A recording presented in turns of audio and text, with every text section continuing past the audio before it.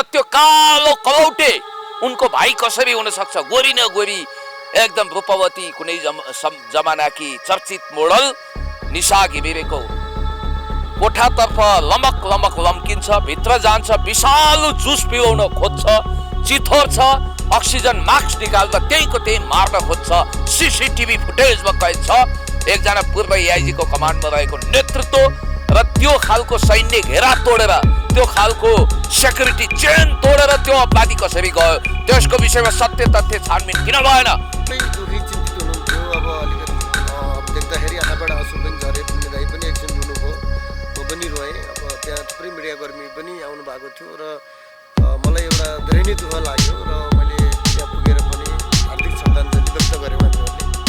र अब अर्को धेरै दुःखको कुराहरूको पनि एउटा के भन्दा अब धेरै कलाकारहरूको उपस्थिति थिएन, त्यो भएको भएर पनि एउटा कलाकारलाई पर्दा अर्को कलाकार नआउनु किन नआउनु भएको होला भन्ने पनि लाग्यो। जुन महान कलाकारहरू हुनुहुन्छ, अब राय समालदेखि लिएर थुप्रै कलाकारहरू हुनुहुन्छ, एउटा कलाकारलाई पर्दा त सबै कलाकारहरू आउनु पर्ने। अब निशा घिमिरे बहिनी भारतमा एउटा कारमा बसिरहनु भएको थियो देहरादूनमा, उताबाट अनियन्त्रित वेगमा रहस्यमय तरिकाले आएको ठुलो लरी टाइपको ट्रकले ड्याममै हान्दियो। अचम्मको कुरा के छ भने त्यसमा उहाँ मात्रै हुनुहुन्थ्यो र उहाँलाई यति ठुलो चोट लाग्यो कि सायद दुष्टहरूले यो चाहेका थिए होलान् कि निशा घिमिरेजी ठाउँको ठाउँ ठहरै हुनुहोस्, तर नियतिलाई त्यो कुरा मन्जुर थिएन। उहाँ छटपटाउनु भयो, धेरै रगत बग्यो, उहाँको उपचार भयो। उपचार गर्दा गर्दै झन्डै झन्डै सबै सम्पत्ति बित्यो, उहाँको बुवा आमाको आँखाबाट आँसु पनि बित्यो। अलक्षिणा हल्लाको कारण बितिन् कि जस्तो पनि लाग्छ। र याद गर्नु होला ती दुष्ट अपराधीहरू को थिए जसले निशा घिमिरेलाई समाप्त पार्न चाहन्थे, उनलाई वास्तवमै मौतको घाट उतार्न चाहन्थे। तिनी तत्त्वमध्ये एकजना भाइको नाम लिएर नर्भिक हस्पिटलको सबभन्दा कडा सेक्युरिटीको सञ्जाल तोडेर भित्र जान्छ। कवि शिरोमणि लेखनाथ पौडेलको त्यो कविता पंक्ति आयो टप्प टिप्यो मिति पुग्यो टारे र टारिन्न थियो। आखिर जब कालले निष्ठुरी कालले तपाईलाई मिसकल होइन फुलकर गर्छ, खबरदार म भन्न चाहन्छु यो शोक संवेदनाको घडीमा पनि ममा आक्रोशको ज्वालामुखी लाभा त्यसै त्यसै दन्किएको छ। म भन्न चाहन्छु सरकारले निष्पक्ष छानबिन गरोस्, दुधको दुध पानीको पानी छुट्याओस्, आकाश पाताल धुई पताल यत्र तत्र सर्वत्र 3 त्रिलोक 14 भुवन जता ततैबाट भनेर खोजे पनि त्यस अपराधीलाई कानुनको कठघरामा उभ्याउनु पर्छ। यो रहस्यमय छ है साथीहरू, यो स्वाभाविक मृत्यु होइन, यो अस्वाभाविक मृत्यु हो। हत्या भन्न सकिने शंकाका आधारहरू धेरै छन्। आखिर जे भए पनि निशा घिमिरे त रहिन्। निशा अब केवल हाम्रो यादमा रहिन्। तस्बिरहरू उनको ब्ल्याक एन्ड व्हाइट भयो। निशाले यो धरती छोडेर योभन्दा अगाडि जेनी कुबर दिदीको पनि यस्तै मृत्यु भएको थियो। हुन त मृत्युको प्रकृति फरक थियो, उहाँ पनि अल्पायुमै जानुभयो र आज कला क्षेत्र टुहुरो भएको छ। र निशाले यो धरती छोडेर दम तोडेर 101 उत्कृष्ट काबिल डाक्टरहरूको उपचारले पनि केही भएन। उहाँलाई सीसीयूमा राखिएको थियो अनि पेटबाट पाइप छेडेर खाना पास गरिन्थ्यो। उनको मुटु र मृगौलाले काम गर्न छोडेपछि कंकाल जस्तो भयो कि कठैबाट म जाँदा मेरो आँखाबाट आँसु झर्यो। हाडछाला मात्रै भयो कि निशा घिमिरेले अन्तत यो धरतीमा अन्तिम सास हिजो बेलुका फेरिन्। त्यसपछि उनी कहिले बेउजिनन्, कहिले बेउजिनन्। हजुर अब साह्रै दुःख लागिरहेछ, किनभने अब एउटा लोकप्रिय बहिनी हुनुहुन्थ्यो अब निशा घिमिरे। अब पहिला नि हामीले थुप्रै म्युजिक भिडियोमा काम गरेका थियौँ। हाम्रो त पहिलेदेखिको एउटा एकदमै राम्रो मित्रता थियो। अब पछि तपाईँको अब यस्तो होला भन्ने त अब मनमा त्यस्तो थिएन। अब एकदमै दुःख लागिरहेछ। हिजो नर्भिक हस्पिटलमा पनि पुण्य दाइ र हामी बेलुका पुग्यौँ र त्यो सँगसँगै अघि पनि हामी पशुपतिमा पुगेर त्यसपछि अब अलिकति फुलसुल चढाएर पनि हामी फर्क्यौँ। र अन्ततः म शून्यमा शून्य सरी मिलाएँ भन्ने महाकवि लक्ष्मीप्रसाद देवकोटाको कविता पंक्ति जस्तै यो धरतीलाई, यो ग्रहलाई, यो गोलार्धलाई, यो पृथ्वीलाई टाटा बाई बाई अलविदा गर्दै उनी विदा भएकी छिन्। मलाई सम्झना आउँछ विश्व प्रसिद्ध नोबेल पुरस्कार विजेता उनी उपन्यासकार मिखाइल सोलोखोभ, रसियन राइटर, जसले व्हाइट फ्लोज दोनका कथाहरूमा ती अभागी बाबुआमाहरूको वर्णन गरेका छन् जसले आफ्ना अल्पायुमै सन्तानहरू गुमाउँछन्। के भन्ने अब यदि पुनर्जन्म सम्भव छ भने निशा घिमिरे फेरि जन्म लिएर यही हिमवत खण्ड यही देशमा जन्मिउन् र उनको जुन अतिरिक्त वासना रूपी जुन इच्छा छ सुपर मोडल बन्ने महान कलाकार बन्ने त्यो पुरा गरून् म यही भन्न चाहन्छु। निशा तिमी मरेकी छैनौ, आज पनि म्युजिक भिडियोहरुमा जीवित छौ, तस्बिरहरुमा जीवित छौ, यादको एल्बम मनभरि सजिएको छ। त्यस्तो लाउ लाउ खाउ खाउ उमेरमा हजार सपनाहरू आँखामा सजाएकी निशा अन्ततः हाम्रो माझमा भौतिक रूपमा नरहे पनि यादहरूमा उनी कहिल्यै मर्ने छैनन्। हामी आर्यघाट गयौँ, श्रद्धाका दुई थुङ्गा फुलहरू चढायौँ, दुई थोपा आँसु पनि तरक्क चुहायौँ। यस्तै रहेछ संसारको रीत, शैतानहरूको आयु। यसको पछाडि धेरै रहस्यमय कारणहरू छन्। म अलिकति त्यसतर्फ प्रवेश गर्न चाहन्छु।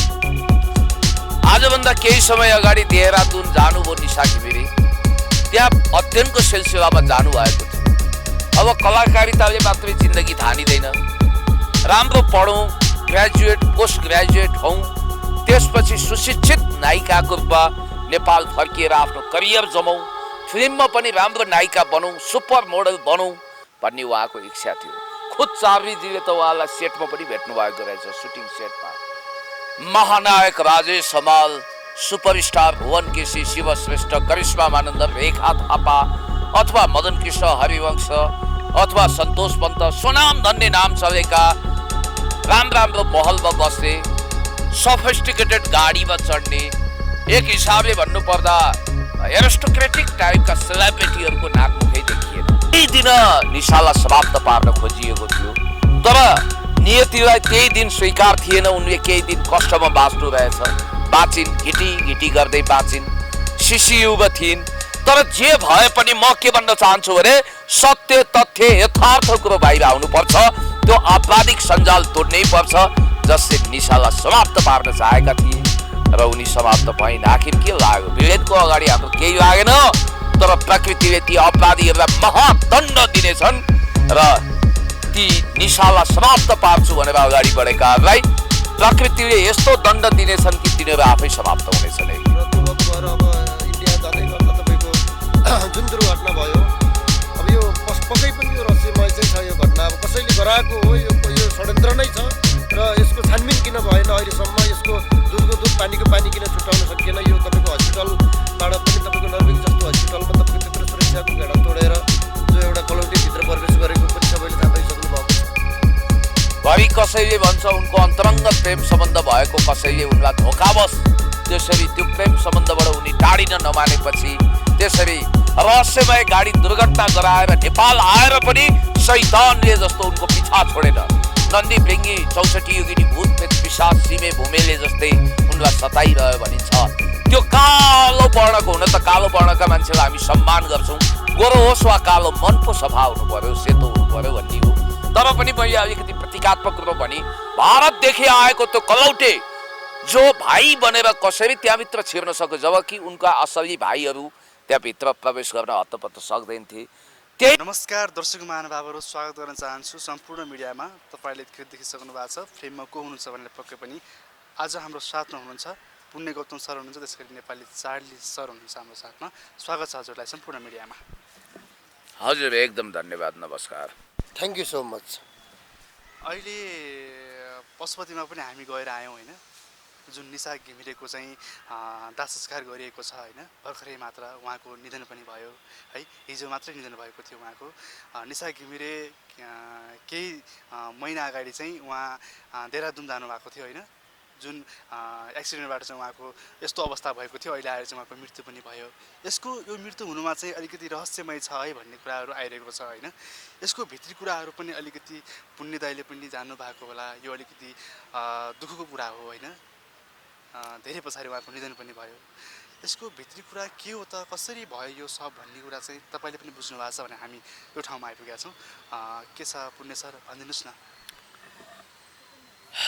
सर्वप्रथम त निशा घिमिरे बहिनीप्रति हार्दिक भावपूर्ण श्रद्धाञ्जली, उहाँप्रति श्रद्धा सुमन म व्यक्त गर्न चाहन्छु र उहाँको परिवारजन जो अहिले गहिरो शोकको तलाउमा डुब्नु भएको छ उहाँहरूप्रति पनि हार्दिक शोक संवेदना व्यक्त गर्न चाहन्छु। नेपाली कलाकारिता जगतले, नेपालको मोडलिङ क्षेत्रले एउटा होनहार भविष्यमा सुपर मोडल हुने सम्भावना बोकेकी एक मोडल गुमाएको छ, कलाकार गुमाएको छ। कला क्षेत्र आज टुहुरो भएको छ। हामी स्तब्ध भएका छौँ र वास्तवमा यो क्षण खपि नसक्नुको छ। हिजो म नर्भिक हस्पिटलमा पनि चार्वीजीसँगै पुगेको थिएँ। राति राति हामी पुगेका थियौँ। हिजो करिब करिब बेलुकीखेर उहाँको देहान्त भयो र आज बिहान आर्यघाटमा जो तपाईँको क्यामेराले पनि खिचिसकेको छ, उहाँको लास ल्याइयो। आखिर जिन्दगी के रहेछ र? धुवा धुवा भएर खरानीमा परिणत भएर उहाँको जीवन समाप्त भएको छ। अनन्तमा उहाँको जिन्दगी विलीन भएको छ। कवि शिरोमणि लेखनाथ पौडेलको त्यो कविता पंक्ति आयो टप्प टिप्यो मिति पुग्यो टारे र टारिन्न थियो। आखिर जब कालले, निष्ठुरी कालले तपाईँलाई मिस्कल होइन फुलकर गर्छ, जब उसले तपाईँलाई कुनै दया देखाउँदैन, दुनियाँको कुनै पनि तागत उसको सामु नतमस्तक हुनुपर्छ र उसले टपक्क टिपेर लान्छ। यसको पछाडि धेरै रहस्यमय कारणहरू छन्। म अलिकति त्यसतर्फ प्रवेश गर्न चाहन्छु। आजभन्दा केही समय अगाडि देहरादून जानुभयो निशा घिमिरे। त्यहाँ अध्ययनको सिलसिलामा जानुभएको थियो। अब कलाकारिताले मात्रै जिन्दगी धानिँदैन।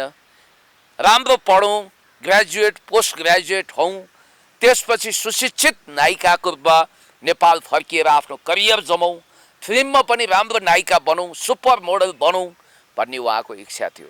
खुद चार्वीजीले त उहाँलाई सेटमा पनि भेट्नु भएको रहेछ, सुटिङ सेटमा। तर मैले त उहाँलाई बिरामी भएर हाडछाला कङ्काल भएको अवस्थामा नर्भिकमा फेला पारेँ। म कलाकारिता सेक्टरको मान्छे पनि होइन, तर कलाकारहरूको असाध्य म सम्मान गर्छु र उनीहरूको उत्तरोत्तर प्रगतिको कामना पनि गर्छु। अब निशा घिमिरे बहिनी भारतमा एउटा कारमा बसिरहनु भएको थियो देहरादूनमा। उताबाट अनियन्त्रित वेगमा रहस्यमय तरिकाले आएको ठुलो लरी टाइपको ट्रकले ड्याम्मै हानिदियो। अचम्मको कुरा के छ भने त्यसमा उहाँ मात्रै हुनुहुन्थ्यो र उहाँलाई यति ठुलो चोट लाग्यो कि सायद दुष्टहरूले यो चाहेका थिए होलान् कि निशा घिमिरेजी ठाउँको ठाउँ ठहरै हुनुहोस्, तर नियतिलाई त्यो कुरा मन्जुर थिएन। उहाँ छटपटाउनु भयो, धेरै रगत बग्यो, उहाँको उपचार भयो। उपचार गर्दा गर्दै झन्डै झन्डै सबै सम्पत्ति रित्यो।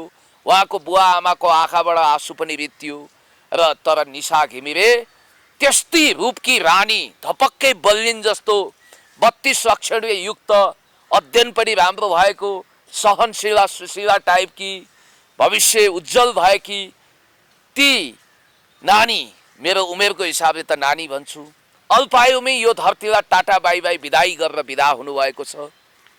त्यसो त निशा घिमिरेको मृत्यु सम्बन्धी 2 चोटि मिसकल पनि भयो। अब कालुले बाघ आयो भन्ने टाइपले हल्ला पनि चलाइयो। वास्तवमा त्यतिखेर उनी बितेकी थिएनन्। अलक्षिणा हल्लाको कारण बितिन् कि जस्तो पनि लाग्छ। र याद गर्नु होला, ती दुष्ट अपराधीहरू को थिए जसले निशा घिमिरेलाई समाप्त पार्न चाहन्थे, उनलाई वास्तवमै मौतको घाट उतार्न चाहन्थे। तिनी तत्त्वमध्ये एकजना भाइको नाम लिएर नर्भिक हस्पिटलको सबभन्दा कडा सेक्युरिटीको सञ्जाल तोडेर भित्र जान्छ। केही महिना अगाडिको घटना म तपाईँलाई सम्झाउन चाहन्छु। तपाईँहरूले पनि यसलाई अपडेट गर्नुभएको छ।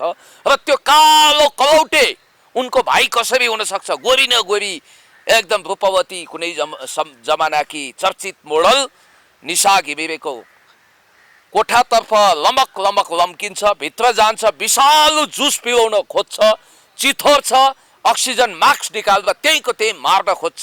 सीसीटीभी फुटेजमा कैद छ। एकजना पूर्व एआइजीको कमान्डमा रहेको नेतृत्व र त्यो खालको सैन्य घेरा तोडेर, त्यो खालको सेक्युरिटी चेन तोडेर त्यो अपराधी कसरी गयो, त्यसको विषयमा सत्य तथ्य छानबिन किन भएन?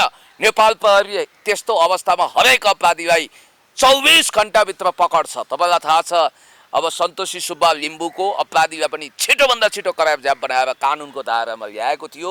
जब त्यो भारतीय हुलियाको अपराधी हो भन्ने भयो, त्यसले 7 खत माफ पाए जस्तो लाग्छ।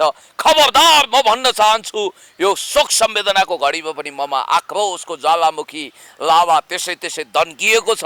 म भन्न चाहन्छु, सरकारले निष्पक्ष छानबिन गरोस्, दुधको दुध पानीको पानी छुट्याओस्। आकाश पाताल धुई पताल यत्र तत्र सर्वत्र 3 त्रिलोक 14 भुवन जता ततैबाट भनेर खोजे पनि त्यस अपराधीलाई कानुनको कठघरामा उभ्याउनु पर्छ।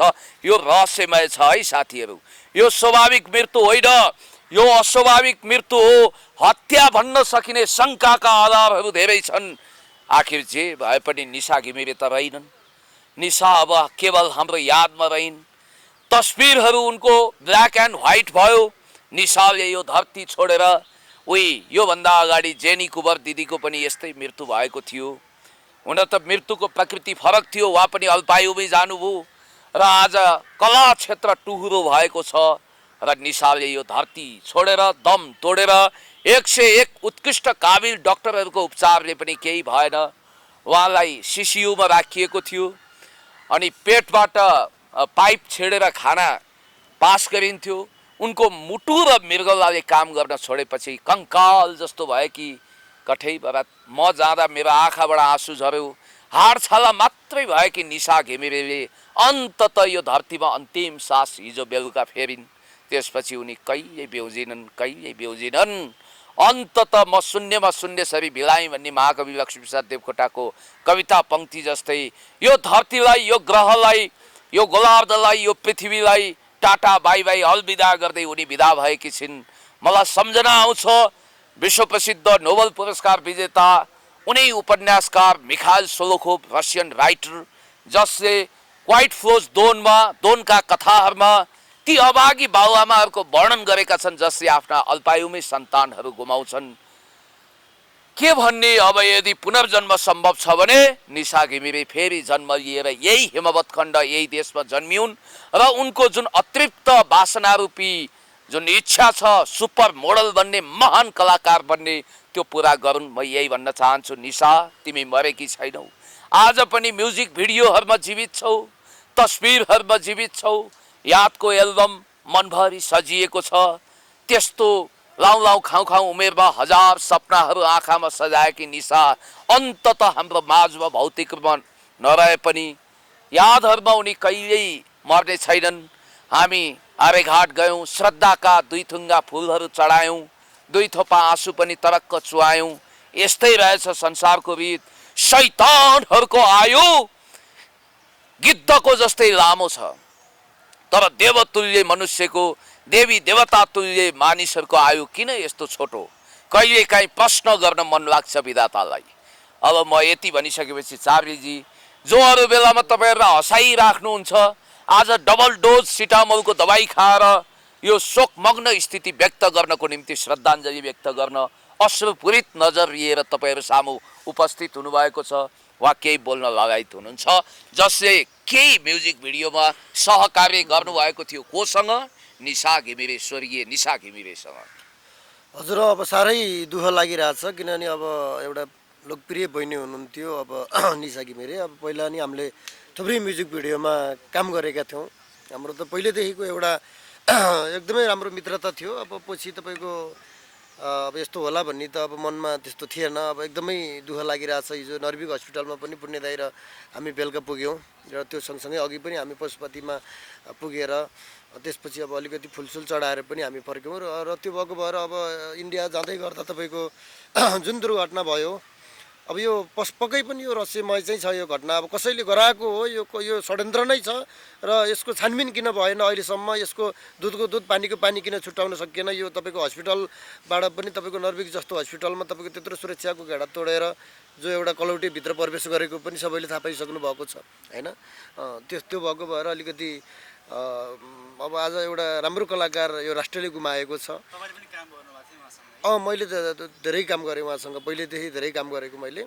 अब एकदम राम्रो हुनुहुन्थ्यो उहाँ एकदम राम्रो हुनुहुन्थ्यो, एउटा एकदम राम्रो भलाद्मी हुनुहुन्थ्यो, एउटा अगाडि बढ्दै हुनुहुन्थ्यो, एउटा एकदमै अभिनय पनि राम्रो थियो उहाँको, एकदम सहज थियो, एकदम राम्रो हुनुहुन्थ्यो, लोकप्रिय हुनुहुन्थ्यो। त्यही अब भगवान्ले पनि राम्रो मान्छेलाई छिटो लैजाँदा रहेछन् जस्तो मलाई लाग्छ। यहाँ कति अब नराम्रो मान्छेहरू त धेरै बाँचेका छन् र दर्शकमा पनि त्यत्तिकै लोकप्रिय हुनुहुन्थ्यो। हामी सुटिङ मात्रै नभएर 2टा कार्यक्रममा पनि हामी स्टेज प्रोग्राममा पनि सँगसँगै पुगेका थियौँ र कार्यक्रम गरेर पनि हामी फर्केका थियौँ। एकदमै मिलनसार हुनुहुन्थ्यो उहाँ निशाजी। त्यो भएको भएर अब अहिले तपाईँको यो देख्नु पर्यो। अब गएँ, हजुर, सबै दुखी चिन्तित हुनुहुन्थ्यो। अब अलिकति अब देख्दाखेरि आँखाबाट आँसु पनि झरे, पुण्य दाई पनि एकछिन रुनुभयो, म पनि रोएँ। अब त्यहाँ थुप्रै मिडियाकर्मी पनि आउनु भएको थियो र मलाई एउटा धेरै नै दुःख लाग्यो र मैले त्यहाँ पुगेर पनि हार्दिक श्रद्धाञ्जली व्यक्त गऱ्यौँ हामीहरूले। र अब अर्को धेरै दुःखको कुरा अर्को पनि एउटा के भन्दा अब धेरै कलाकारहरूको उपस्थिति थिएन, त्यो भएको भएर पनि एउटा कलाकारलाई पढ्दा अर्को कलाकार नआउनु किन नआउनु भएको होला भन्ने पनि लाग्यो। जुन महान कलाकारहरू अरू हुनुहुन्छ, अब राज समालदेखि लिएर थुप्रै कलाकारहरू हुनुहुन्छ, एउटा कलाकारलाई पढ्दा त सबै कलाकारहरू आउनु पर्ने र त्यो भएको भएर अब आउनु भएन उहाँ पनि। त्यो भएको भएर अब यसमा यस्तो छ, पर्दा जन्ती मर्दा मलामी, बिहेमा जन्ती मर्दा मलामी जानी हामी नेपालीको संस्कार हो। महानायक राजेश हमाल, सुपरस्टार भुवन केसी, शिव श्रेष्ठ, करिश्मा मानन्द, रेखा थापा अथवा मदन कृष्ण हरिवंश अथवा सन्तोष पन्त, सुनाम धन्य नाम चलेका, राम्रो महलमा बस्ने, सफिस्टिकेटेड गाडीमा चढ्ने, एक हिसाबले भन्नुपर्दा एरिस्टोक्रेटिक टाइपका सेलिब्रिटीहरूको नाकमुखै देखिएन। किन होला? श्रीकृष्ण श्रेष्ठको पनि हामीले भव्य अन्त्येष्टि देख्यौँ। त्यतिखेर तिलको गेडो राख्ने ठाउँ थिएन पशुपति आर्यघाटमा, मानिसहरू कुडुलो लागेर त्यहाँ जम्मा भएका थिए। सायद त्यहाँ सबै मानिसले झारेका आँसुहरू यदि एक ठाउँमा जम्मा गरिन्थ्यो भने सानोतिनो कुलो नै बग्थ्यो होला। त्यस्तो अवस्था थियो, सिङ्गो राष्ट्र नै रहेको थियो। हुन त श्रीकृष्ण श्रेष्ठ एउटा होनार नायक हुनुहुन्थ्यो। निशा घिमिरेजीमा के कमी थियो? यो कला क्षेत्रकै एक होनार मोडल हुनुहुन्थ्यो। हिजो जेनी कुबरको सवालमा पनि कुनै पनि वरिष्ठतम कलाकारहरू हामीले देखेनौँ। हुन त आज केही मानवताले हृदय भरिएका असल चुनिन्दा कलाकार त्यहाँ देखा पर्नुभयो। हामी पनि गयौँ र म के भन्छु भने यस्तो घटना अब कसैको पनि जीवनमा नदोहोरियोस्। यस्तो नियति निशाको जस्तो नियति अब कसैले पनि बिहोर्नु नपरोस्। वास्तवमा हाम्रो ओठ तालु खङ्ग्रङ्गै भएको छ, नौनारी फत्रकै गलेको छ, हजारौँ हजार बिच्छीले एकसाथ टोकेको जस्तै पीडा अनुभूति भएको छ। हामी स्तब्ध भएका छौँ। अल्पायुमै जानु पर्यो उहाँले, यो धरती छोड्नु पर्यो र उहाँलाई फेरि पनि म हार्दिक श्रद्धा सुमन व्यक्त गर्दै। हजुर, जस्तै एउटा कुरा जोड्न चाहेँ, जुन देहरादुनमा चाहिँ जुन निशाको चाहिँ एक्सिडेन्ट भयो होइन, हजुर, यो एक्सिडेन्ट गराउनेमा चाहिँ कसको हात होला? जुन नर्विक हस्पिटलमा पनि कलौटे प्रवेश गरेका थिए होइन, यसमा केही न केही चलखेल त छ होला। के जस्तो लाग्छ हजुरलाई? को चाहिँ कसले चाहिँ एक्सिडेन्ट गराएको होला जस्तो लाग्छ? अब हल्ला अनेक थरी सुनिन्छ। हल्लाको पछाडि हल्लै हल्लाको देश भनेर भुपी शेरचनले कवितामा लेख्नु भएको थियो। हल्लाको पछाडि पागल प्रेमी भएर दौडिनु हुँदैन। अब अनेक थरी कुराहरू फिँजिन्छन्। घरि कसैले भन्छ उनको अन्तरङ्ग प्रेम सम्बन्ध भएको, कसैले उनलाई धोकावश त्यसरी त्यो प्रेम सम्बन्धबाट उनी टाढिन नमानेपछि त्यसरी रहस्यमय गाडी दुर्घटना गराएर नेपाल आएर पनि शैतानले जस्तो उनको पिछा छोडेन। नन्दी भृङ्गी 64 योगिनी भूत प्रेत पिशाच सिमे भूमेले जस्तै उनलाई सताइरह्यो भनिन्छ।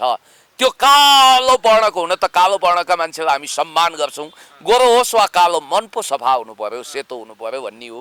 तर पनि मैले अलिकति प्रतीकात्मक रूपमा भने भारतदेखि आएको त्यो कलौटे जो भाइ बनेर कसरी त्यहाँभित्र छिर्न सक्यो, जबकि उनका असली भाइहरू त्यहाँभित्र प्रवेश गर्न हत्तपत्त सक्दैनथे। त्यही दिन निशालाई समाप्त पार्न खोजिएको थियो, तर नियतिलाई त्यही दिन स्वीकार थिएन। उनले केही दिन कष्टमा बाँच्नु रहेछ, बाँचिन्, घिटी गर्दै बाँचिन्, सिसियुमा थिइन्। तर जे भए पनि म के भन्न चाहन्छु भने सत्य तथ्य यथार्थ कुरो बाहिर आउनुपर्छ।